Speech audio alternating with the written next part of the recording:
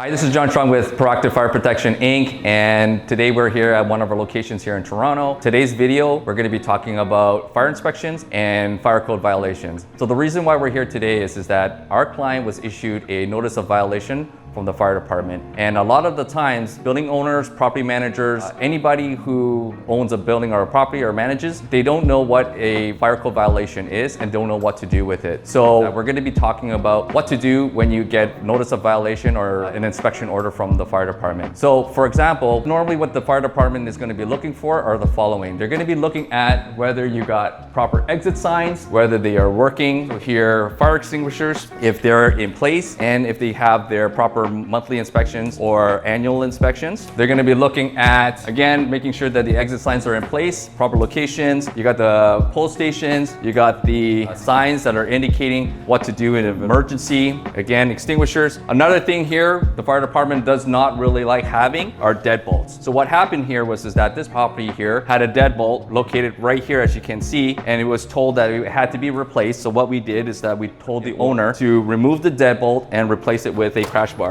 Right? So that in the event of an emergency, if there's a fire, everyone's panicking, they could just basically come here, push the door and come on out, and making sure that the area is completely clear and not obstructed with any kind of materials or objects of such. Another thing, especially if you got, like for example, a restaurant, we mentioned this in our other video, that you want to make sure you've got your kitchen suppression system, that it is all nice and tidy, all of the nozzles are in place, making sure that you do your NFPA 96 semi-annual inspection. So those are very important to have as well. Also too, this property here did not have a fire alarm system. So what we had to do is design it, submit it to the building department for review and for approval. And then what we did is that we had our fire alarm team come in here to install with our electricians to making sure that everything is all compliant. If we have extra exits, so we've come down, making sure everything is all clear. So we did install some horns. Same thing, there was a deadbolt here. So in the event of an emergency, you make sure that you can come in, open, and exit without any issues or anything like that.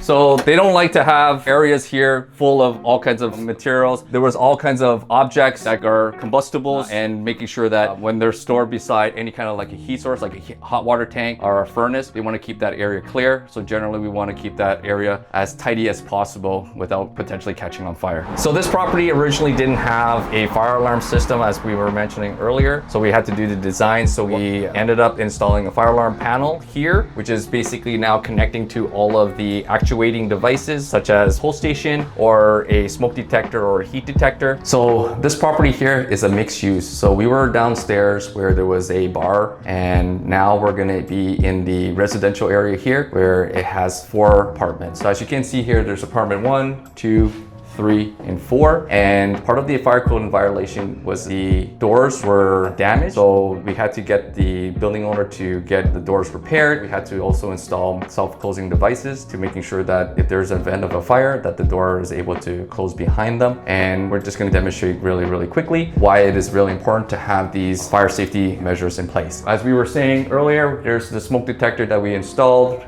because they didn't have smoke detectors here. We've also installed extinguishers throughout the property, because part of the fire code violation was that there wasn't sufficient extinguishers. So one of the fire code violations here was that the front door of the entrance into the unit was extremely damaged, and also we needed to repair the actual door frame itself, and the door did not have a self-closing device. So for example here, we installed, and we want to make sure is that the door is going to close and latch. And the reason for this is that in the event of the fire was inside the suite, the door, as the occupant is escaping from the unit where the fire is, the door is going to be able to close behind them and contain the fire within the unit, and it doesn't spread into the exit and the corridors where all of the residents and all of the occupants are going to be using to evacuate outside the building. So in the event that you do receive a notice of violation or inspection order from the fire department, you can contact us at Proactive Fire Protection Inc. at 416-305-6116, or you can go to our website at www.proactivefireprotection.ca. Thank you very much, and have yourself a fire safe day.